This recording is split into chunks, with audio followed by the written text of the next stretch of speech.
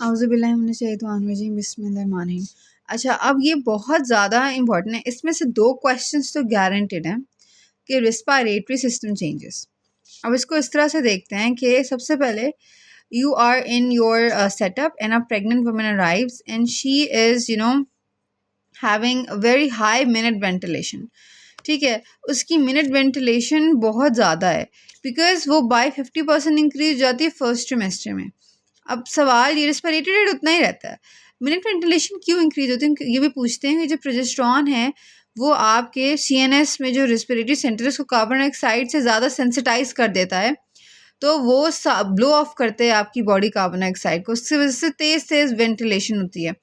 और फिर आपका जो इसीलिए जो कार्बन डाइऑक्साइड की कंसंट्रेशन है वो रिलेटिवली कम हो जाती है बॉडी में प्रेगनेंसी में। और टाइडल वॉल्यूम क्या होता है, जो आप normal breathe in breathe out करते हैं बगैर किसी एक्स्ट्रा एफर्ट के, उसको टाइडल वॉल्यूम कहते हैं ना, वो भी बाय 50% इंक्रीज जाता है। तो आपको एक निमोनिक याद होगा जो हमने पिछले डिस्कशन में देखा था कि सीईओ की बीवी आधा दिन मतलब 50% ऑफ द डे टीवी देखती रहती है और उसका renal blood flow GFR increase है। वो निमोनिक था, मतलब एक स्टोरी है उन सब चीज़ों के लिए जो 50% इंक्रीज हो रही हैं। उसमें टीवी भी था कि सीईओ की बीवी टीवी देखती रहती है, तो टीवी और टाइडल वॉल्यूम ये भी 50% इंक्रीज हो रहा है। अच्छा, अब अगली चीज़ ये है that she comes to you and she tells you कि यू आर लाइक के what is going on. She is like कि एक्चुअली प्रेगनेंसी में वो आपको खुद बता रही है, जिस story so that you remember, उसके फीटस की वजह से उसकी डायफ्राम ऊपर गई है bye 4 centimetre.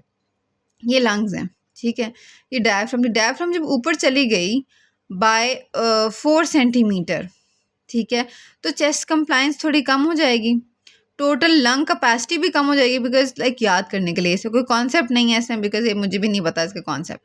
Total lung capacity कम हुई, ठीक है। इसके अलावा क्या होगा कि साथ में जो है वो वाइटल कैपेसिटी लेकिन उतनी ही रहेगी, ठीक है। वाइटल कैपेसिटी क्या होता है, वाइटल कैपेसिटी इंस्पायरेटरी कैपेसिटी और एक्सपायरेटरी रिजर्व वॉल्यूम का सम होता है, ठीक है, तो उसको कोई फ़र्क नहीं पड़ता, ठीक है। तो अब हम ये सब जल्दी से डिस्कस कर लेते हैं।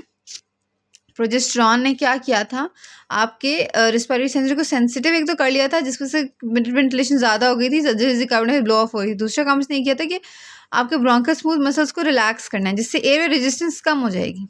ये भी पूछा हुआ है, ये रिकॉल है कि एयर रेजिस्टेंस कम हो जाती है प्रेगनेंसी में। एक ये पूछा हुआ है कि क्या चीज़ कम होती है, उसमें एयर रेजिस्टेंस की ऑप्शन। दूसरा क्यों कम होती है, प्रोजेस्टेरॉन की वजह से।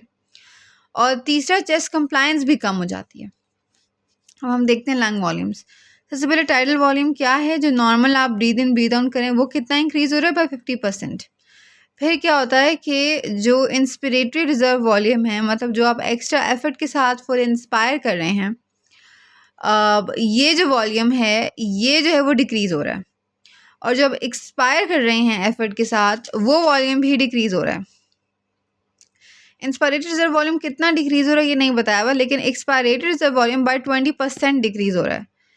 और जो आपका रेजिडुअल वॉल्यूम है वो भी डिक्रीज़ हो रहा है, लेकिन बाय कितना हो रहा है परसेंट ये नहीं बताया हुआ। तो ये सारी चीज़ें पहली कॉलम में सिवाय टाइडल वॉल्यूम के डिक्रीज़ हो रही हैं। तो टाइडल वॉल्यूम बाय 50% इंक्रीज़ हो रहा है। तो हमने कर लिया वॉल्यूम। जब हम देखते हैं कैपेसिटीज़, देखें टाइडल वॉल्यूम और इंस्पायरेटरी रिजर्व वॉल्यूम के सम को हम कहते हैं इंस्पायरेटरी कैपेसिटी। ये होती है 2.4 लीटर्स। इसका नहीं कहीं बताया हुआ किसी टेक्स्ट में कि इसको क्या फ़र्क पड़ा है। फिर आ जाते हैं functional residual capacity, residual volume plus expiratory reserve plus expiratory reserve volume, ये भी डिक्रीज़ हो रही है बाय 20%। इससे देखें कॉमन सेंस है, क्योंकि देखिए ये सम है इन दोनों का और एक्सपायरेटरी रिजर्व वॉल्यूम कम हो रहा है बाय 20%, इसलिए ये भी कम होगा बाय 20%, ठीक है। फिर एक क्वेश्चन है कि एक्सपायरेटरी रिजर्व वॉल्यूम की इक्वेशन देखें क्या इक्वेशन बनेगी, functional residual capacity is equal to residual volume plus expiratory reserve volume. बस ये इक्वेशन याद रखें आप, ये पूछा हुआ है। तो फंक्शनल रेजिडुअल की कॉमन सेंस है is equal to residual volume plus, उन्होंने पूछा हुआ expiratory reserve volume equals to what, तो functional residual volume minus residual volume होगा ना, तो सिंपल सी बात है। Just keep that in mind. Then ये वाइल्ड कैपेसिटी मैंने कहा था ये अनचेंज्ड है। रेजिडुअल वॉल्यूम हमने क्या कहा था, कम हो रहा है। फिर टोटल लंग कैपेसिटी हमने क्या कहा था, कम हो रही है, क्योंकि डायफ्राम बाय 4 सेंटीमीटर ऊपर चली गई है। अच्छा, अब क्या होता है कि FEV1 जो है और FVC ये अनचेंज होते हैं। मिड वेंटिलेशन इंक्रीज होती है फर्स्ट सेमेस्टर में ही, वो इंक्रीज हो जाती है प्रोजेस्टेरॉन की वजह से। प्रोजेस्टेरॉन ने 2 काम किए हैं। प्रोजेस्टेरॉन ने कौन से 2 काम किए हैं? प्रोजेस्टेरॉन ने एक तो मिनट वेंटिलेशन को ज़्यादा किया, इसका मैकेनिज्म मैं बता चुकी हूँ कि वो ब्रेन में जाके प्रोजेस्टेरॉन ने दिमाग में क्या किया।